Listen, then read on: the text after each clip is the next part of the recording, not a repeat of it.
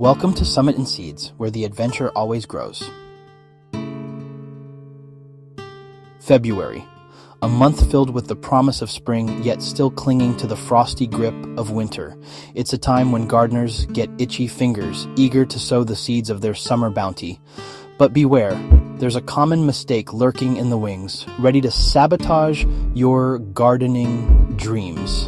What is this horticultural hazard, you ask? It's the temptation to start your seeds too early, while your heart might be yearning for the vibrant hues of summer blooms. February's fickle weather can be a death knell for tender seedlings. Starting too soon can lead to weak, leggy plants, more susceptible to pests and diseases. So hold your horses, eager gardeners. Let's delve deeper into why this seemingly innocuous mistake can spell disaster for your garden. Understanding the timing and conditions for seed starting is crucial. Patience now will reward you with a healthier, more resilient garden later. So, let's explore the best practices to avoid this February gardening blunder. Imagine this. You've sown your seeds, nurtured them with love, and watched with pride as tiny green shoots emerge. But then, disaster strikes. Your once promising seedlings become spindly and pale, stretching towards a light source they desperately crave. They seem to be reaching out, almost begging for more light. This, my friends, is the consequence of starting seeds too early. It's a common mistake that many gardeners make, often with the best intentions. February's days are still short, and the sunlight, while growing stronger, lacks the intensity needed for robust seedling growth. The sun's rays just aren't strong enough to support healthy development. Without sufficient light, seedlings become etiolated, a rather scientific term for leggy. This means they grow tall and thin with weak stems. They stretch towards the light, their stems becoming weak and unable to support the weight of their leaves. This makes them fragile and prone to breaking. This makes them highly susceptible to damage and disease. Weak seedlings are an easy target for pests and pathogens, but lack of light isn't the only culprit. Overcrowding is another major issue that arises from starting seeds too early. Starting seeds too early can also lead to overcrowding, competition for resources, and an increased risk of damping off, a fungal disease that can wipe out your seedlings in a flash. This disease thrives in crowded, damp conditions, making it a real threat to your young plants. Sunlight, the lifeblood of every plant, yet a rather scarce commodity in February.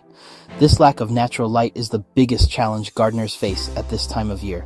You see, plants need light for photosynthesis, the process by which they convert sunlight into energy for growth. Without enough light, their growth is stunted and they become weak and leggy. But fear not, fellow gardeners. Just because February is a bit stingy with the sunshine doesn't mean we have to resign ourselves to a garden full of spindly seedlings. There are ways to overcome this challenge and give our plants the light they so desperately need. Let's explore some practical steps to rectify this common gardening blunder. Section 4, Step-by-Step Guide to Righting Your Gardening Wrongs. So you've started your seeds too early, and now you're worried about their future. Don't despair. There's still hope for your little green charges. With a bit of care and attention, you can still nurture them into healthy plants. Follow these steps to get them back on track. First, assess the situation. Take a moment to really observe your seedlings. Take a good look at your seedlings. Are they growing as expected, or do they seem a bit off? Are they tall and thin, stretching towards the light? Are their leaves pale green or yellowing? These are signs that something is amiss. These are telltale signs of insufficient light.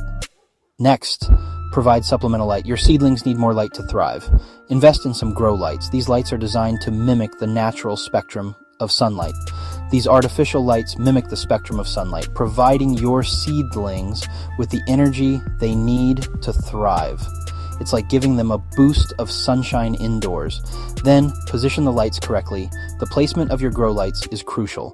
Place your grow lights a few inches above the seedlings, gradually raising them as the plants grow. This ensures they get consistent light as they develop. Also, mind the light cycle. Plants need a balance of light and darkness to grow properly. Plants need a period of darkness too, just like us. They need rest. Use a timer to ensure your grow lights are on for 12 to 16 hours a day, mimicking the natural day-night cycle. This helps regulate their growth. Finally, thin out the crowd. Overcrowded seedlings compete for resources. If your seedlings are overcrowded, thin them out to give the remaining plants more space to grow. This will help them develop stronger and healthier. Section 5. Expert tip: mimic Mother Nature's warm embrace.